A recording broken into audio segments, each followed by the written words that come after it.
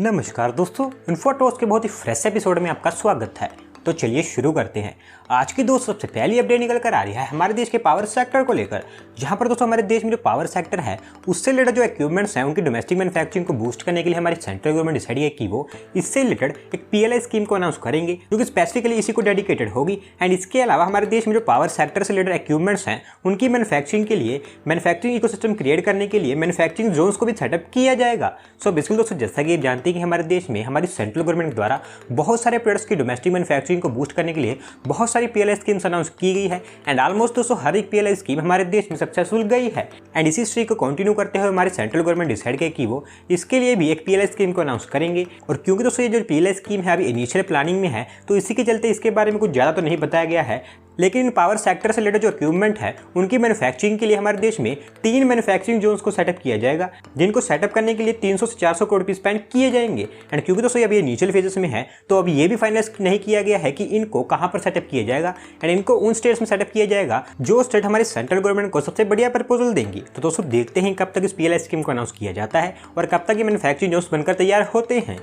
अगली दोस्तों अपडेट निकल कर आ रही है Indian telecommunication giant Bharti Airtel को लेकर, जहां पर दोस्तों भारती एयरटेल की data centre services subsidiary company Nextra data ने अनाउंस किया है कि वो इंडिया में उनका जो डाटा सेंटर बिजनेस है उसको स्केल अप करने वाले हैं। एंड इसी के चलते वो आने वाले समय में इंडिया में 5000 करोड़ रुपये की इन्वेस्टमेंट करने वाले हैं। सो बेसिकली दोस्तों उनके प्लान्स के अकॉर्डिंग वो इंडिया में 7 हाइपर स्केल के डाटा सेंटर्स को सेटअप करेंगे एंड कई सारे स्मॉल डाटा सेंटर्स को भी सेटअप किया जाएगा। दोस्तों अभी इनके लिए भी कोई लोकेशन फाइनलाइज नहीं की गई है, लेकिन इनका प्लान है कि वो इंडिया को as a major regional hub बनाएंगे जो कि स्पेसिफिकली डाटा सेंटर से रिलेटेड होगी। एंड एज ऑफ नाउ दोस्तों ये जो नेक्स्ट्रा डाटा है इनके पास में इंडिया में 10 large and 120 small data centres हैं। एंड साथ ही साथ में इनकी इंडिया में 70 से ज़्यादा सिटीज़ में प्रेजेंस है। एंड इनके प्लान्स के अकॉर्डिंग इनकी जो प्रेजेंस है इनको और भी सिटीज़ में एक्सपांड किया जाएगा, क्योंकि नेक्स्ट्रा डाटा का मानना है कि भारतीय एयरटेल का जो 5G है वो लॉन्च होने के बाद में भारतीय एयरटेल का जो power consumption and data load है वो काफ़ी ज़्यादा इंक्रीज होता चला जाएगा। एंड इसी के चलते एज अ प्री प्लानिंग इन डाटा सेंटर्स को सेटअप किया जाएगा।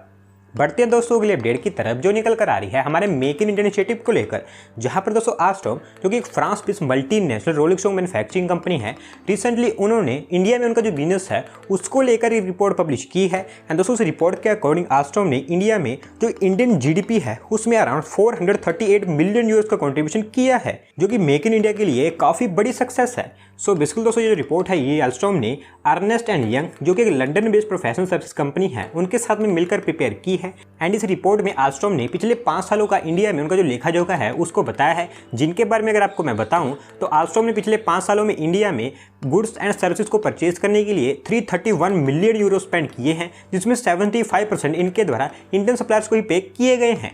एंड ओवरऑल इन्होंने लास्ट 5 ईयर्स के अंदर अंदर इंडिया में 142 मिलियन यूरोस इन्वेस्ट किए हैं, 21 टेक्नोलॉजी ट्रांसफर्स किए हैं। And as of now currently इनके पास में इंडिया में 7634 एम्प्लॉयज़ भी हैं।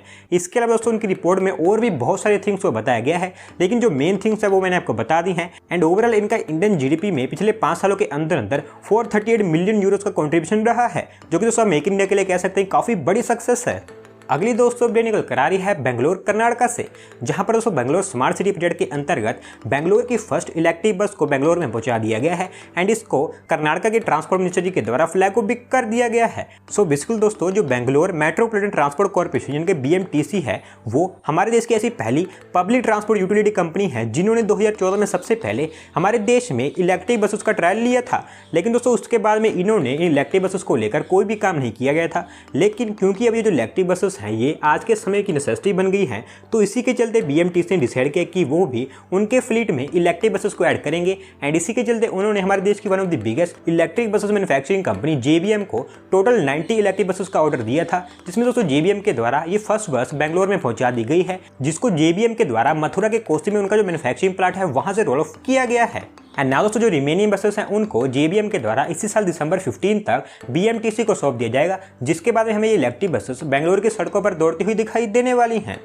अगली दोस्तों अपडेट निकल कर आ रही है महाराष्ट्र स्टेट में प्लान की गई एक न्यू सिटी को लेकर, जहां पर महाराष्ट्र के अहमदनगर डिस्ट्रिक्ट को हमारे देश की one of the biggest aviation industry बनाने के लिए महाराष्ट्र गवर्नमेंट डिसाइड किया कि वो यहां पर एक न्यू प्लान सिटी को डेवलप करेंगे, जिसको अहमदनगर डिस्ट्रिक्ट में जो शिरडी एयरपोर्ट है उसके आसपास डेवलप किया जाएगा। सो बिल्कुल दोस्तों इस प्लान सिटी का नाम महाराष्ट्र गवर्नमेंट के द्वारा आशा यानी कि area around Shirdi hub airport रखा गया है, जो कि अराउंड 1600 हेक्टेयर्स के एरिया में डेवलप की जाएगी। दोस्तों इसको similarly Navi Mumbai airport influence not notified area यानी कि नैना स्मार्ट सिटी के बेसिस पर ही डेवलप किया जाएगा। एंड मेनली इस smart city and plan city में 4 तरह की इंडस्ट्रीज को डेवलप करने पर काम किया जाएगा, जिसमें एयरक्राफ्ट की maintenance and repairing, cargo and logistic, religious tourism के लिए infrastructure and hospitality sector. And दोस्तों एज ऑफ नाउ जो सिटी है ये पूरी तरह से एविएशन सेक्टर से रिलेटेड होने वाली है एंड उसी को डेडिकेटेड होने वाली है, क्योंकि महाराष्ट्र में जो शिर्डी एयरपोर्ट है वो महाराष्ट्र का 4th बिजिएस्ट एयरपोर्ट है। और क्योंकि दोस्तों अभी ये जो प्लान्स है सिर्फ अनाउंस किए गए हैं, तो इसी के चलते इससे ज़्यादा कोई इन्फॉर्मेशन अभी नहीं प्रोवाइड करवाई गई है। जैसे जैसे इसका डेवलपमेंट स्टार्ट हो जाएगा वैसे वैसे हमें इससे रिलेटेड और भी डेवलपमेंट्स एंड और इन्फॉर्मेशन जानने को मिलने वाली है। अगली दोस्तों अपडेट निकल कर आ रही है कानपुर उत्तर प्रदेश से, जहां पर दोस्तों कानपुर के फ्यूचर ग्रोथ एंड डेवलपमेंट के लिए यूपी स्टेट के चीफ मिनिस्टर जी के द्वारा कानपुर सिटी में कई सारे प्रोजेक्ट्स का इनॉग्रेशन एंड फाउंडेशन स्टोन रख दिया गया है, जो कि टोटल 556.07 करोड़ रुपये की वैल्यू रखते हैं।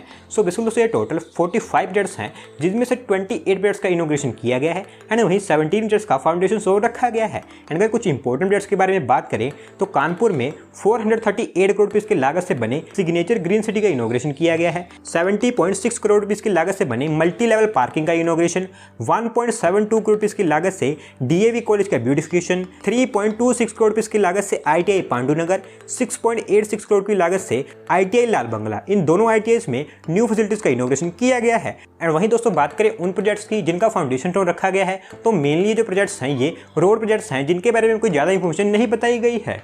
बढ़ते हैं दोस्तों अगली अपडेट की तरफ, जो निकल कर आ रही है इंडिया एंड बांग्लादेश के बीच में न्यू रेल लाइन प्रोजेक्ट को लेकर, जहां पर दोस्तों बांग्लादेश के साथ में हमारा जो फ्रेट ट्रांसपोर्टेशन है उसको और भी बेहतर बनाने के लिए इंडिया गवर्नमेंट एंड बांग्लादेश की गवर्नमेंट के बीच में रिसेंटली एक मीटिंग हुई थी। एंड दोस्तों इस मीटिंग में जो न्यू रेल लाइन है इसको लेकर हमारी दोनों गवर्नमेंट्स के बीच में एक एग्रीमेंट भी साइन कर लिया गया है। सो बिल्कुल दोस्तों जो रेल लाइन होगी ये पूरी तरह से बांग्लादेश में ही कंस्ट्रक्ट की जाएगी, जिसको हमारे भारत सरकार के द्वारा दी गई लाइन ऑफ क्रेडिट के थ्रू कंस्ट्रक्ट किया जाएगा। एंड ये जो रेल लाइन होगी इसको बांग्लादेश में बोगुरा सिटी से लेकर बांग्लादेश में जो सिराजगंज है उसके बीच में कंस्ट्रक्ट किया जाएगा। एंड क्योंकि अभी ये एग्रीमेंट ही साइन किया गया है तो इसके बारे में कोई ज़्यादा इन्फॉर्मेशन नहीं प्रोवाइड करवाई गई है, लेकिन दोस्तों रेल लाइन के थ्रू बांग्लादेश के नॉर्दर्न पार्ट्स बांग्लादेश के वेस्टर्न पार्ट से डायरेक्टली कनेक्ट हो जाएंगे।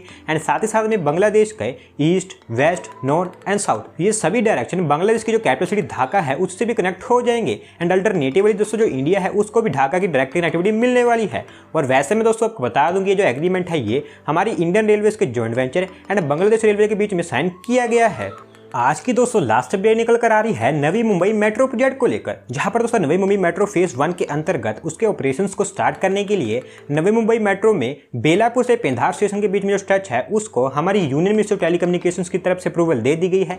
एंड साथ ही साथ में इसको डायनामिक क्लियरेंस सर्टिफिकेट भी प्रोवाइड करवा दिया गया है। सो बिल्कुल दोस्तों नवी मुंबई मेट्रो के फेज 1 के अंतर्गत बेलापुर से पेंधार स्टेशन के बीच में जो स्ट्रेच है वो पूरी तरह से कंप्लीट हो चुकी है। एंड रिसेंटली यहाँ पर सिग्नलिंग एंड सिक्योरिटी ट्रायल्स हमारी जो यूनियन मिनिस्ट्री ऑफ टेलीकम्युनिकेशंस हैं उनकी तरफ से लिए गए थे, जिसके चलते अब इनको अप्रूव भी कर दिया गया है एंड इनको एक डायनामिक क्लियरेंस सर्टिफिकेशन भी प्रोवाइड करवा दिया गया है। एंड नाउ दोस्तों नेक्स्ट स्टेप में जो नवी मुंबई मेट्रो है उसके लिए research design and standards organisation यानी कि RDSO से एक सर्टिफिकेशन की जरूरत है, जिसके बाद में नवी मुंबई मेट्रो को उनकी जो फाइनल क्लियरेंस है उसके लिए commissioner of metro rail safety CMRS से फाइनल अप्रूवल ली जाएगी, जिसके बाद में दिसंबर तक इस नवी मुंबई मेट्रो का जो कॉरिडोर है या फिर जो स्ट्रेच है यहाँ पर ऑपरेशन स्टार्ट होते हुए देखने को मिल सकते हैं। तो दोस्तों आज की वीडियो में बस इतना ही। अगर आप अपनी तरफ से कोई अपडेट सबमिट करना चाहते हैं तो डिस्क्रिप्शन में दिए गए लिंक पर क्लिक करके सबमिट कर सकते हैं। और अगर आज की वीडियो पसंद आई हो तो वीडियो को लाइक करें, चैनल को सब्सक्राइब करें। धन्यवाद आपका वीडियो को देखने के लिए।